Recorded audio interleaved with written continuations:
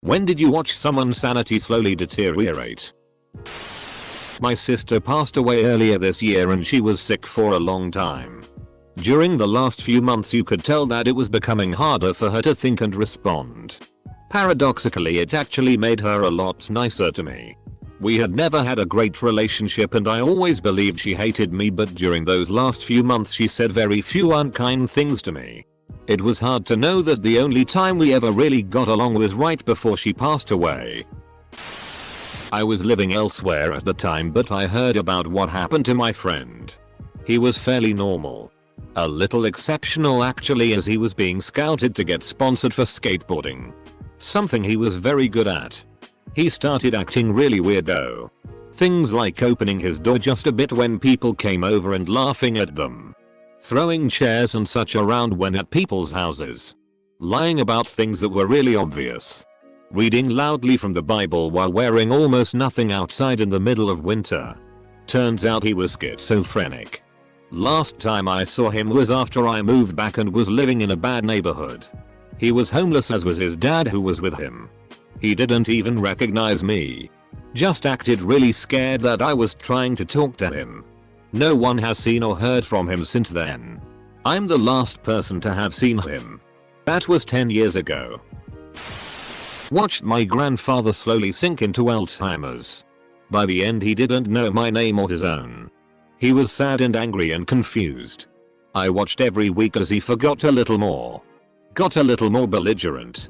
A little more lost. Until one day I walked in and he started screaming that someone was there to rob him. It was the saddest f***ing thing I've ever seen. I have such vivid memories of watching him and my uncles have such animated debates about politics and movies and sports. They used to play Risk until the sun came up listening to Sinatra. He would sit and explain every single play in a baseball game to me as a kid. He was sharp as FCK, and the saddest and hardest part was watching the struggle on his face to remember. The frustration he felt. Like he was letting us down. I miss him a lot. My wife died of cancer 3 months ago. There were serious metastases to the brain. A baseball. A pair of golf balls and some other smaller pockets of disease. My wife was an intellectual badass. Held a doctorate. Played concert piano. And had an uncanny ability to make correct political decisions. Badass. In the 8-10 weeks leading up to her death, she slowly lost her ability to speak and perform executive functions. Sometimes in very interesting ways. The one I remember most was when she wanted a bowl of cereal. She had all the steps correct. But they were performed in the wrong order, so she poured the milk directly on the counter. Then got a bowl. Then turns the cereal box upside down, it was still closed. Then got confused because she couldn't find the opening of the box. It was no longer at the top. All the while milk was dripping on the floor. Terrible and fascinating. By the end, she couldn't feed herself because she couldn't remember where her mouth was. In the last 2 weeks, all she could do was cry like a 3-year-old. I miss her terribly. I was in high school and my best friend went from a normal guy who we would smoke weed occasionally, listen to music and have fun. It went to this obsession with a girl that clearly has no interest in him. He would literally stalk her. Try to win her over. At the same time, he wasn't keeping up with hygiene and went from a decent student to a poor performer. One day, he mentioned that he wanted to commit suicide, so I told my parents everything that was going on. His parents were extremely well educated but weren't doing anything about his behaviors. My parents talked to his and they took it serious after hearing about the thoughts of suicide. He was diagnosed with schizophrenia. Nearly 40 years later, he still doesn't look the same. Really sad situation. I still miss him. It was not really all that slow, but I watched my mother slip from genius level intelligence into a drooling brain-dead shell within 6 months when she died from CJD. It was the worst thing I have ever seen. And I have seen the terrors and atrocities of war. My ex best friend over the course of this past year has gone from a normal, Well-adjusted woman who held down a full-time job and a very nice apartment to constantly being online and talking about how humans are just slaves to an alien race that lives on Mars and how reality doesn't exist, and if she died none of it would matter because reality doesn't exist. I don't talk to her anymore because if I said anything in opposition, she would lose her shit on me. Very different from the kind, compassionate woman I was best friends with for 4 years. I miss her every day. Disclaimer. I know she's doing well. She has a great familial support system and other friends that agree with her beliefs. I just couldn't be one of them anymore. We can't force someone into help if they don't want to be helped. A friend's grandmother started filling her bedroom with statues. It started with the Infant of Prague and the Virgin Mary. Then St. Francis of Assisi. Then dozens more, several of them life-size. Her room got to the point where there wasn't one spot that wasn't taken up with statues except for her bed and a narrow walkway to the bathroom. My mom started going to online blogs and web radio shows about ghosts, aliens, conspiracies, and took it all at face value. I saw my normal mom turn into a complete, gullible ignoramus in a matter of months. Nobody could talk to her without her bringing up FEMA death camps, potential economic collapse, aliens, anti-vax, or Obama signing more executive orders than any president in history. Her friends thought she might have a brain tumor. She didn't. She did have cancer she was hiding, ignoring that ended up killing her. BC she thought cancer wasn't real. This is what happens to lonely people that are looking for a connection. They'll believe anything just to feel that they are a part of something. It was very sad that she was so unbearable the last couple years of her life. My grandmother began to mentally deteriorate many years ago. When I was young and didn't understand what was happening, she would stand up and move to the corner of the room and stare at the walls. When I asked my mom what was happening, she told me to not to worry and act normally. Took me a few years to process that and other quirks she developed before passing away. It was a harsh lesson in the realities of life, I guess. My grandma. I was in my early 20s when she fell and cracked her pelvis at my aunt's place. I made the 4-hour trip to see her and asked my aunt just how much medication they had her on. Turns out they diagnosed Alzheimer's after tests. She knew me that weekend. I stayed as long as they'd let me and she talked my ear off. I saw her about 2 months later. She thought I was my aunt, same build and hair color, and said I'd just missed my dad and called me by another aunt's name and the lady that had come with me by her real name, but asked when she and dad were getting married. That lady was dad's first girlfriend. Years before my mum, 22 years prior to that day. As I left a couple of hours later she called me my mum's name. I never saw her again. 28 years ago last August. Thank you for letting me get this out.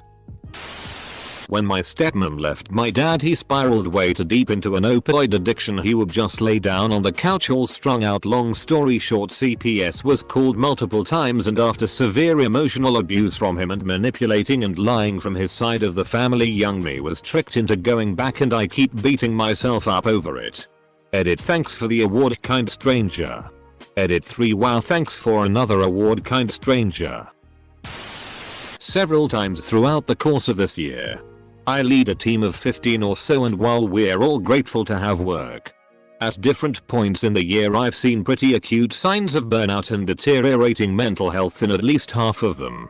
It's been a learning experience for me, figuring out how to build mental health first aid into my management style, but I'm crazy proud of them all, and we juggle the work around where needed to support each other while still hitting deliverables.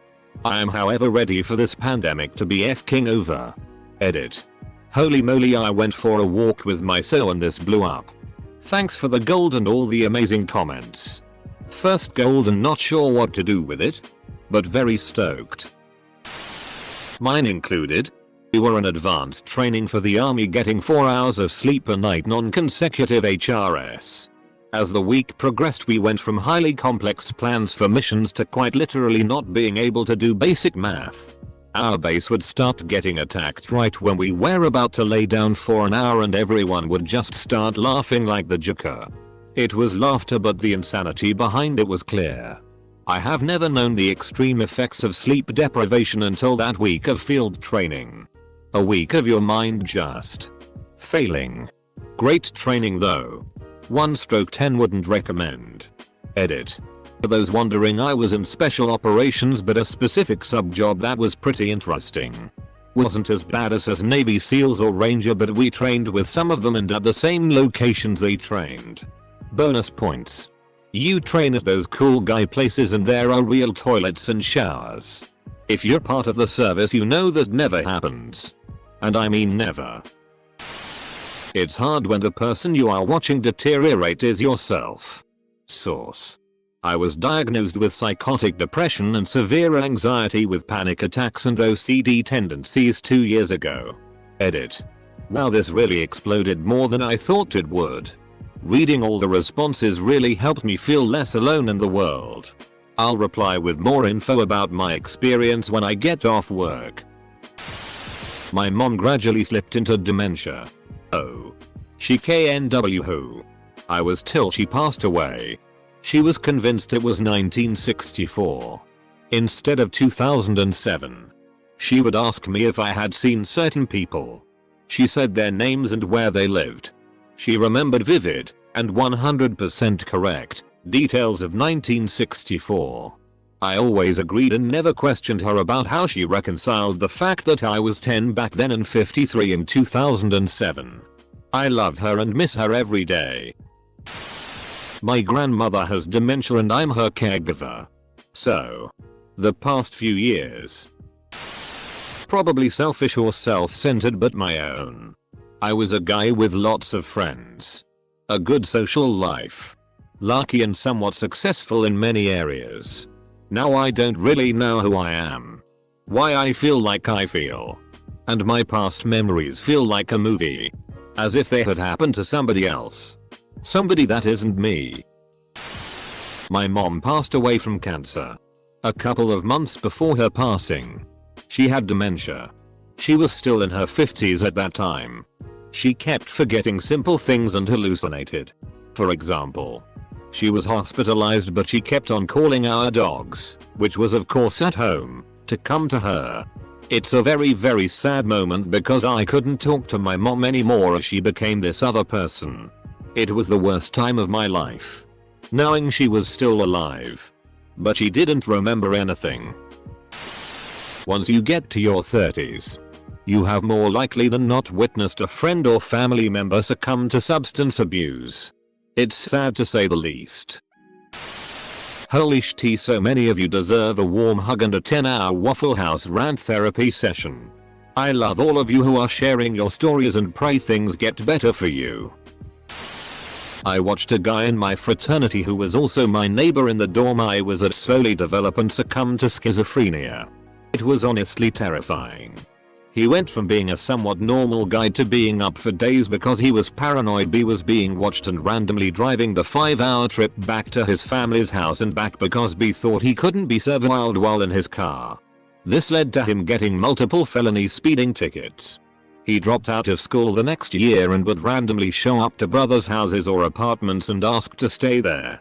One day he showed up to our frat house. And someone was like, oh my god, he has a gun. I was carrying because I have CCW and went in there and talked to him for a bit. I got the gun from him and it was just a pellet gun. How slowly? Because it's mine. I moved to Germany 2 years ago. Had real trouble with the language. Making friends. And basically finding anything to do socially. Then I got furloughed. Where I was still getting paid. But only 60% of my former salary. This allowed for groceries and rent. But not much else. Also couldn't travel because pandemic. 6+ months of being paid to live and that's it. Which in turn means I gained 50 pounds. Finally got a job in the US.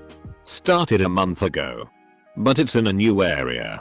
In a part of the country I'd never been. It's better because I don't have to worry about language. And so far I like the job. But it's still a pandemic. Very hard to meet people.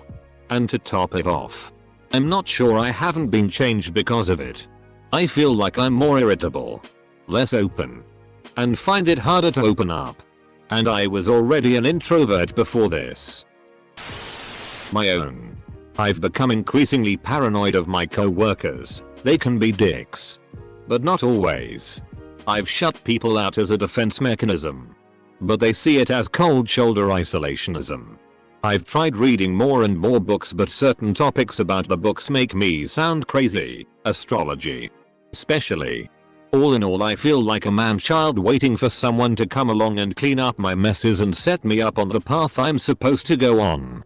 The truth is, no one's coming, and my tantrums are just making my mental health worse. When I replayed the few months after my breakup in my head, I realized what a fall from grace I'd had. Thank FCK for Dutch healthcare and how seriously they take mental health. My partner. I spent years and years getting her to see a doctor, and when she finally did, she was diagnosed with a condition. She took the medication and the severe mood swings stopped. The arguments stopped. The feeling of me walking on eggshells stopped. 3 weeks ago she took herself off them and it started all over again. I was good friends with someone in high school. He was really my only good friend. Mostly I was a shy kid that got bullied, but he was one of the few who would stick up for me. We did everything together, and when we went to college we were roommates. I even got him a job where I was working at one point a few years out of college, and we were roommates again for a while. One night he met his future wife, and within months he had moved in with her. Eventually she got pregnant. They got married, and he moved away. Over the next couple decades he slowly morphed into this hardcore Christian right-wing. Coronavirus is a myth. Nobody can make me wear a mask. Donald Trump is Jesus reborn kind of guy. Dude is just batshit crazy now. Worked the admissions unit at a state hospital prison facility. I'm watching my wife very quickly descend into a schizophrenic nightmare world, and all I can do is watch. We are separated, but I still care about her well-being. She has a history of drug-induced psychosis, but over the last few years she has made progress. Over the past few weeks, however, she has very rapidly developed new and scary delusions. It is starting to affect my mental health as well. The worst part is this. She refuses to seek treatment because she thinks her delusions are real. And since she is not threatening herself or others, I cannot force her into treatment. Her future is one of the following. She will either 1. Get better naturally. 2. Kill herself, or 3. Maintain or get worse and be one of the many gathering mentally ill homeless you see in every US city. Me. Over the past few years I went from a happy and very successful person with a promising future to feeling compulsively suicidal. I made 10ish credible attempts at my life in roughly 2 years and was hospitalized 3x. No one could figure out why I was so depressed and hopeless, or why the medications weren't working. I was exhausted and exhausting to be around. Few were able to really support me through chronic attempts to die. I became a completely different person. I lost my long-term relationship and alienated myself from my family. I felt completely betrayed by my own brain. This year my doctors inadvertently discovered a brain tumor. It was affecting my moods and emotional regulation. It's crazy how something so small can have such a big effect. I'm still picking up the pieces of what happened. My father-in-law on Facebook. One time, like a year ago, I saw someone with a pro bumper sticker still. That is absolutely gonna be my father-in-law with Trump 2020. He posted a map the other day that showed geographically where the candidates' votes came from, and was like, but the blue guy won, comma. And I had to explain that yes, that's how dense our population is in those areas. Watching our DM trying to coordinate a group of millennials and 30-somethings with kids for a weekend session. 30-somethings with kids are millennials. Source. I'm one. Born in 80s. Mine. My depression got worse as time passed by. I got diagnosed by a professional this year, but I feel like I had it for much longer. I'm a husk. I'm empty. What used to be me is dead. I don't know how I feel, but I know it's nowhere near tolerable. I knew a girl in college who was one of the unfortunate ones who developed full-blown schizophrenia after she started smoking weed. She would mostly just chat online. But that became untenable because she would type so fast, and even when it was halfway sensical there just wasn't enough time to respond. I eventually had to block her because it was just me observing an insane monologue. I checked on her years later and found several mugshots from her hometown with weird charges. And she looked totally different. It was a sad decline.